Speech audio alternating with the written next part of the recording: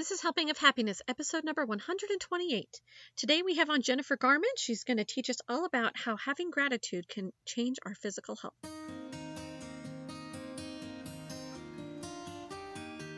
Hi, you're listening to Helping of Happiness. I'm your host, Hillary Hess, a crazy mom of 7 kids who loves to eat and loves to travel. Mom life can be exhausting, hectic, and scary at times. So let's take this journey together. We can love, we can learn, we can laugh, we can cry, and we can become better friends while we're at it.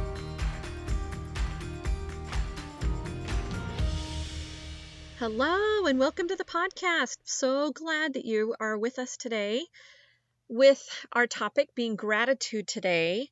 And our political elections beginning, our ballots opened yesterday. I have had a lot of gratitude for our country, and I had an experience this summer that brought back that remembrance and that gratitude for me. So we went on kind of a last-minute trip up to South Dakota at the very end of the summer, right before school started, and met up with some family. And we were going to go head up to Mount Rushmore. Well, we had all these plans to visit Mount Rushmore, and we went during the day, but my brother-in-law's flight got delayed, like the whole day. That poor guy was in the airports all day. And so he really had wanted to go to Mount Rushmore with us. And so we had decided to go again the next day, but go to the night festival. I have like a little program that they put on where they light up the Mount Rushmore, and it's really cool. So we thought, that would be great. And we hadn't had a chance to really hike up quite as close to Mount Rushmore as we wanted to anyway. So we ended up doing that. We took turns saving seats and then going up and visiting the mountain and seeing the different faces of our presidents up close. And it was really nice and charming. Well, when they were announcing the beginning of the program, they announced that it was only the second day that they had started this since they'd been doing some renovating and COVID had happened. So we felt so happy that we could be there and so blessed that we could be there during this event. And this is during the time when COVID was really starting to get to all of us. The cases were still going up in the summer. Everyone was really worried. I mean, cases are still going up now, but it had been going on for months. And the racial unrest was really bad. The natural disasters were starting. We're all making these big school decisions, what we're going to do with our kids in the fall. And the election was going, and it just kind of felt like America was falling apart. I was really having a hard time personally with what faith I had in our nation and the people in our nation sometimes with all the fighting that was going on.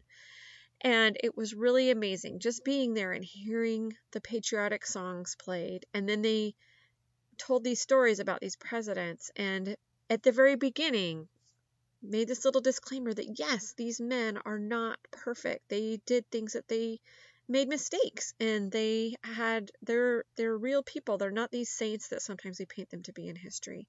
But yet they had all these really amazing qualities of bravery and persistence, and kind of like I was saying in the Columbus episode last week, except for I feel like these men are just really, really special men that were founding our country, and like President Lincoln and the wonderful things that President Roosevelt did for our national parks and everything.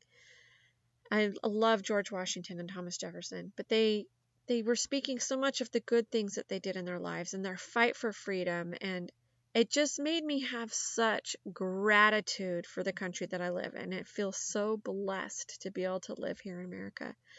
And then at the end, they called up those that have served in the armed forces or family members who have had those that have served in the armed forces.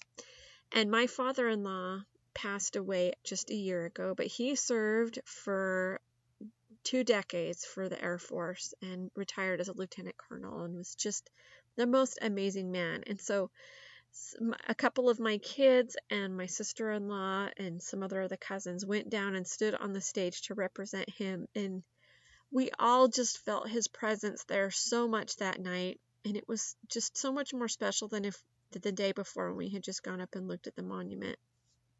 And I can't tell you the gratitude that I felt to be an American and to live in our country, and the blessing it is to be able to vote and to have a say in the things that I want happening in my country.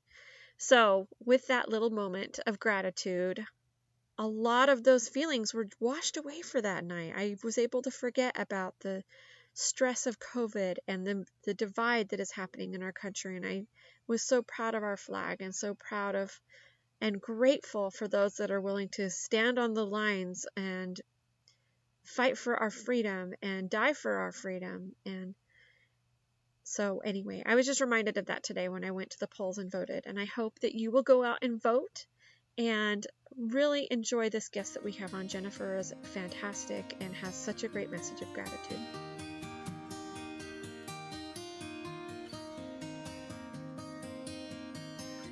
So excited to have our friend Jennifer Garman on our podcast today. She is the founder and CEO of gratitudemission.org, and she's also the author of Flourish, and she's also the host of a podcast called Upward Trajectory. So she's just super amazing, and I can't wait for us to learn from her today.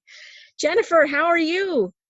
Hi, Hillary. I'm great. Thanks so much for having me on today. I'm very excited to be here. Oh, this is just such an honor for me to be able to talk to you, and I just can't wait to hear all the wonderful nuggets that you have for us. But before we start, do you mind just telling me a little bit about you and your family and what you guys are up to? Yeah, so I live in Northern Virginia, not far from Washington, D.C. I've got 3 kids, got 13-year-old twins and a 10-year-old.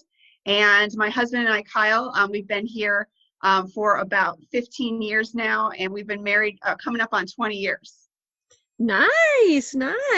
Have a big anniversary. Hopefully you get to do something fun, not in masks somewhere, hopefully. Yes, we're hoping that COVID is a thing of the past by next summer.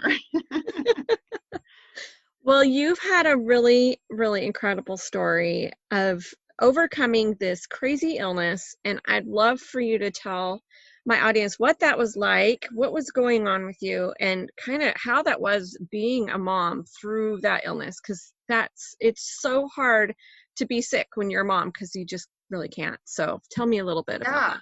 Well, that honestly was the hardest thing for me going through it because, I've always been one of those people like, give it to me, pile it on me. I'll take it. I'll get through. I'm a survivor, right? I'll get through it.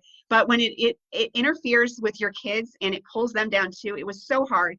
And my book actually opens this way one of the thoughts that I have in the memories is my daughter, when she was 5 years old, coming and asking if I was okay and if she needed to take care of me. And it broke my heart at the time because I was lying in bed and I knew I needed the time for myself just to be able to function. But having your child come and recognize that, it was like, it just was a dagger into my heart. It was really, really hard. But luckily for me, my kids came out on the other side just fine. And, we talk about it every now and then. And they're like, Mom, it was no big deal. Whatever, you didn't feel good a couple of days. And I'm like, wow, that's really how they remember things. So I kind of did put on the masks to my ability as best I could certain days, but it was a really tough time. It was 7 years of my life. So take me back to the beginning. How did it kind of start? How did you know, I guess you knew you were sick because you didn't feel good, but take me through the beginning. What was like before and then as you're going through this illness? Yeah, well, it literally came on like flipping a light switch. It was that quick. And I had a lot of balls in the air, a lot of stuff on my plate. And back at the time, I was one of those people like, yeah, just throw it on there. I'll get it done. And without thinking of, well, what can I take off if I'm going to add this to my plate? That never really crossed my mind. It was just like piling one thing after another. And I'm sure it was the straw that broke the camel's back. I have no idea what that was looking backwards, but I'm sure it was just too much on my plate and my body shut down. But one night I just got complete and absolute insomnia. And that went into the next night and the next night. And by the 3rd or 4th night, I was dying. And I'm like, I sit here all night and look at the clock. I've never the finals and college exams and the most stressful times in my life, never have not been able to sleep. And I just knew something was wrong. And that started this going down these rabbit holes of visiting doctors and specialists and naturopaths and chiropractors and acupuncturists, you name it. I went to them and I tried it out and I heard what they had to say, but all the doctors and all the specialists could not diagnose me. And I, to this day, do not know what it was that made me ill. I have some inklings into what could have made it worse, but I don't know what made me that sick. But I was diagnosed with just about every autoimmune disease. And how old were your kids at this time? How old were they? My youngest, when I got sick, had just turned 1, and my twins were they were 3 at the time. So yeah, I had 3 around 3 or younger at the time.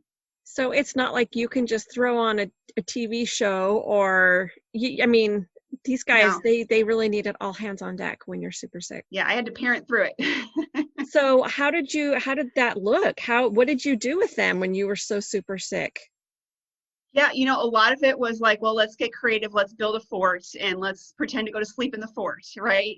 So I could get like a little nap in and, just, well, you can bury mom today in the pillows, that kind of thing, where I would just lay there and they would interact with me while I would literally like lay there comatose or, Let's why play don't hide and we? go seek. I'll go hide in the bed. You go hide. Yeah, exactly. Or, why don't you tuck me into bed tonight? We played that game a lot. That's a great idea, actually. That's a great one. So, how did you come to grips with the illness? So, this went on, you said, for 7 years you were battling Yes. this. Yes, just over 7 years. And at one point, I'm just like, you know what? Enough is enough. I have not found any answers. And I am just going to double down and do the best I can with what I've been dealt. And as far as I knew, it wasn't terminal. I wasn't dealing with, some kind of cancer or anything like that. So I just like, I have my good days, I have my bad days. I'm just going to push on and get through. And I decided to get my life coaching certification at the time. And my studies took me into just this fascinating realm of the power of our thoughts and our mindsets and quantum physics and energy and just this whole other thing that as I actually graduated as a computer engineer was just like so foreign to me. Right. I was mesmerized by it and neuroplasticity and reading people's stories of overcoming these insurmountable physical issues and illnesses and with the power of their minds healing themselves. I was just so mesmerized. So I used myself as a guinea pig. I took the highest frequency emotion I could find, which was gratitude, and I used that as my emotional pillar. And I brought neuroplasticity techniques in and I started practicing on myself. And the first thing that happened was my energy went through the roof. And that's when I was like, okay, I feel really good. I'm going to keep doing this. And when my symptoms started to go away, being very skeptical and a scientifically minded person, I really dove into the research. And it was at the point about a month in where I'm like, yeah, this is the real thing. And I know now that I went through this 7-year illness because I need to show other people what they can do with their lives through the power of their thoughts and their mindset. And that's what I've been doing ever since. That is incredible. So, tell me a little bit more about neuroplasticity. I think I need to learn about this. Like, Yeah, so what is basically, it? How does it work? the basis of neuroplasticity is just the brain's ability to regenerate neural pathways and basically, relearn things in a different way. So if we're stuck in a rut of, I have this, pain in my leg, and the pain in my leg is no longer from a physical ailment, it's just from something that has gotten stuck, then I can use neuroplasticity techniques to rewire my brain, so to speak, so that I'm not feeling that pain and that pain will dissipate. And that's all there is to it. It's just it's the rewiring of the brain. And the best way to practice neuroplasticity is to do it with emotion rooted to it, because the brain will change much quicker with emotion rooted to it. That is amazing. So, how do we use this in our lives to make our lives happier? I mean, you talked a little bit about gratitude. Is it kind of wrapped up? Tell us all about that. Yeah, well, there's a lot of research and studies that show that people that practice gratitude are innately happier people.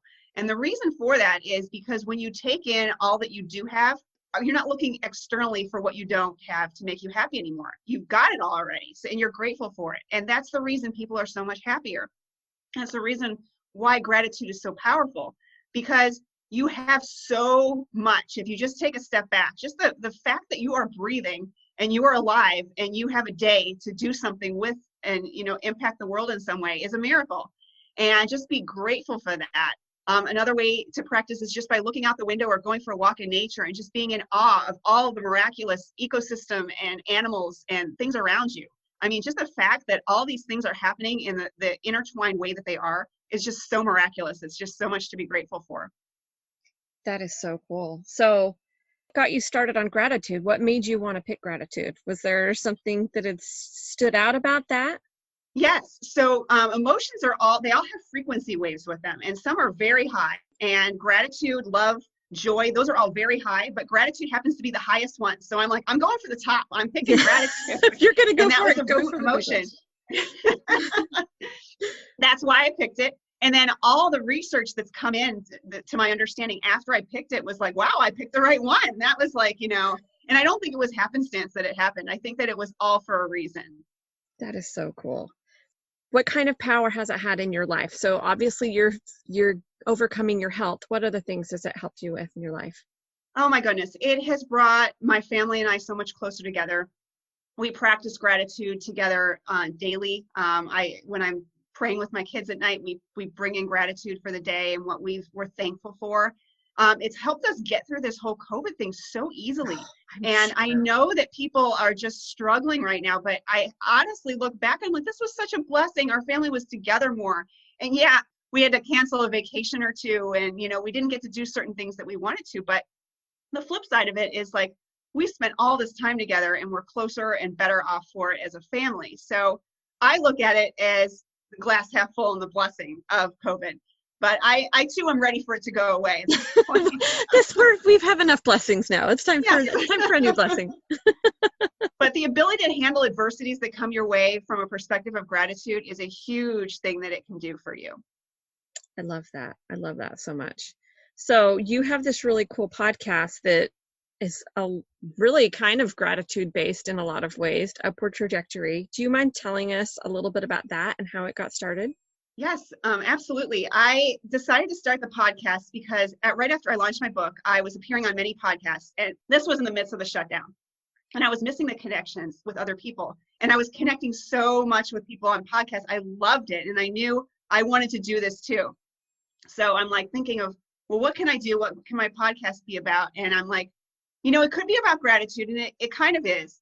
But it's really about putting more light back into the world, because I felt at the time like there was so much negative and so much dragging people down that we needed more uplifting and positive. And that's what I set out to do. I love your slogan that you have that says inspiration leads to transformation. I love that. Is there an episode or a guest or two that really stick out right now that you could tell us about? Absolutely. One of the guests that I talked to, she was just overflowing with love and hope and joy. And her name is Alexi, and her whole podcast was about cancer changed my life for the better. Talking to her, you wouldn't think that you could ever be thankful for cancer, but she truly was. And she's like, I went through this really rough time and it was awful and it was really difficult, but I see the blessing in it. And I'm like, that is what we need to do. That, people, is what you need. When you can take something like cancer, you can find the blessing in it, and you can live to your fullest and feel blessed and grateful through that experience. That's when you got it down. That is amazing. I don't know that I would ever have that much gratitude in my life, but what a thing to aim for. That is so amazing. Was there anything else that you wanted to add on there? There's so many guests that I had on that I was just in awe. I mean, like, I feel like what I went through was just like this compared to their adversity. And just, they were so hopeful and happy. And on the other side, just so willing to share. It's just such a testimony that, we're put through these trials to be a beacon and a light to other people. And when we look at it that way, it really makes it all worthwhile, right? That we suffered and we got through this. Not only to the point where we can say, I'm stronger and I've learned and I've grown from it, but now I can be a blessing and be of help to other people because of it. Yes, I love that. That is amazing. Tell me a little about your book. Is your book kind of cover some of these other things, or tell us a little bit about that? Yeah, so my book is entitled Flourish, 7 Ways Gratitude Can Transform Your Life. And it kind of goes into all my research and the ways that gratitude can really be effectively a catalyst for changing your life. And it goes into, physical and mental health, our self-worth, our connection to others, overcoming adversity. And then it goes into positives too, like, happiness and abundance. And it's truly what you focus on expands. And I believe that was Oprah that said that. And it just resonates really with me, because when you focus on the positives, it's just amazing how many more positives will come into your life. And I can attest personally, when I focus on the negatives, a lot more of that comes into my life. Yeah. So I choose every day to focus on the positives. I love that so much. So let's tell everybody where we can find you. Where can we find you to get more about this? Get your book. So the best way to find me is on my website, which is gratitudemission.org. You can find out about my product, the Growing Gratitude Tree, also my book on there. And my book's also available on Amazon. And then my podcast, Upward Trajectory, is on all the podcast platforms, Stitcher, Spotify, iTunes, everywhere, as well as a YouTube channel. Love it. Love it. And we'll have links to all of this in our show notes so that our friends listening can just pop right on, go straight to where they need to go without even having to search too much. And was there anything else that you would like to share before we kind of switch gears here? Challenge people just when you get out of bed or when you go to sleep each morning, just a couple things that you're grateful for, and try and make it a habit for 30 days and just kind of see backwards, how much has your life changed? I am willing to bet it will change for the better. I really believe that that is so true. We had another guest on named Nikki Olson, and she talked a lot about ways to receive personal revelation. And one of her steps was gratitude every day. It was to feel gratitude. And I kind of forgot about that for a while, and I've been coming back to it the last month or so, and I'm feeling a huge change in the way that I view things. It's amazing. Just writing down something that you're grateful for that has happened that day makes such a big difference in the way that you look at your life. So I love Yes. this gratitude challenge. I'm super excited to take it on. And I think what a perfect time of year to do this with Thanksgiving coming up and the holidays after that. So it's going to be perfect timing. Got our 3 helpful and happy questions that I love to ask our guests here. Our podcast is housed on our blog, Helping of Happiness. Some of the happiest things for me and my family is eating together, food and family, and going on trips together, and then learning some kind of homemaking hacks, because I feel like I always need some kind of help with running my household or helping our family. So I would love your advice on these things to share with our audience today to finish things up. Oh, absolutely. What can I share? Okay, so your first one, for all of us that are trying to figure out what are we going to make for dinner every night, I'd love to hear what your favorite food or meal is. Well, this is not only my go-to, but this is my oh my gosh, I forgot to plan dinner meal. And my whole my whole family loves it, but it's Instapot chicken taco bowls. Ooh, And it's so tell me awesome about this. because you literally, I now I hand freeze the little chicken tenderloins individually for this specific thing. You literally put some chicken broth, frozen chicken tenders at the bottom, and then you add on salsa, frozen corn, more broth, and then some rice. And I think I don't know if I'm forgetting anything. I don't think, oh, you sprinkle the frozen tenderloins with a little bit of taco seasoning, and then you just clamp it up and it cooks and it comes out and it's amazing. You can put it over tortilla chips. You can put it in a tortilla, roll it up and eat it as a burrito. Well, my whole family loves it. And it's literally like a 5-minute, I forgot about dinner, throw it in the Instapot, and 20 minutes later, your dinner's ready. Amazing. So your rice is uncooked, I'm guessing, right? Uncooked rice. Oh, that's even better. That is so great. Yes. Oh, amazing. Because I'm sure if it was cooked, it would just dissolve to nothing in 20 minutes if we stuck it in there. So. It would, yeah. Amazing. I'm going to have to try those. That sounds so good. Oh, yum. We love Mexican food over here. Oh, So let's go on to travel or trips. So let's get our brains going. Since we've all been stuck at home more, it's always fun to get some ideas to look to in the future. So what's the best trip you've ever gone on or your dream vacation? So I was lucky enough to have been able to go on the summer of 2016. My husband works for a German company, and he was able to work out a negotiation where he worked in Germany for the summer, and all of us as a family tagged along. Oh my goodness. So it was absolutely amazing. We were stationed in Heidelberg, Germany, and we had a little rental for the summer on the river that went through there. I forget the name of the river. Our view was a castle across the river. It was amazing. That is incredible. So did you travel all over different parts of Europe too, or did you stay mostly in Germany? Yes, we went all over the place. We went to France, we went to Switzerland, we went to Bavaria. We were just all over and thoroughly enjoyed that summer. That is amazing. Okay, I need to figure something out with my husband's work to invite us all to. When you put the thought out there, I'm telling you, he put that out there and he's like, I'm going to make this happen. I'm like, no, you're not. And lo and behold, this was before, I was still sick during this time, but I was, it was one of my renaissances, I call it. I had these little periods where I was better for a few months at a time. And luckily that was during that time. And I got to thoroughly enjoy that trip. What a tender mercy. That is amazing. That is so awesome. Okay, so last question. Do you have a homemaking hack for us? Well, my homemaking hack would have to go back to my recipe is the Instapot. That thing has saved my life. I can't tell you how many days a week. I incorporate it probably at least 2 times, and if I can find more recipes, 3 times a week, just because it's just such a time saver. And I love the meals that come out of it. And I'm always looking for more Instapot meals to try. So what are some of your other favorite things to make in there besides the frozen chicken, which I love being able to make frozen chicken in the Instant There's a Pot. beef stroganoff that we make. Ooh. Oh yeah. So I make beef stew, beef stroganoff, rice all the time in there. I make a chicken and rice casserole, soups, lots of different soups that I put in there. Oh my gosh, these are just some of the favorite ones that we have. I know, I'm trying to think. There's a beef with mushroom recipe that's really good in the Instapot with beef stock. And my family, because the noodles, it gets like infused into the noodles and they taste so good.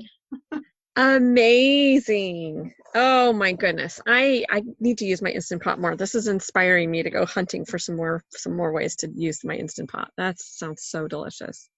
Jennifer, thank you so much for being with us today. I've learned so much and inspired to have more gratitude in my life. And I just think it's amazing that you could use an emotion like gratitude to overcome an illness that had you so debilitated. And I really appreciate you reaching out and coming on today.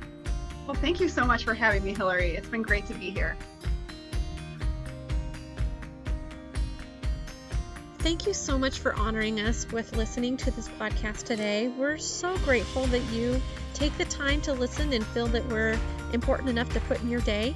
If you enjoyed this episode, I really hope that you'll share this with a friend. You can take a screenshot on your phone of the episode and post it on social media and tag us if you want, or just give the link to a friend, or just tell your friends about us when you're in person and talking to them, because that is how we grow, and that's how these fabulous guests are able to find us and be on our podcast. So have a fabulous, fabulous week, and go vote.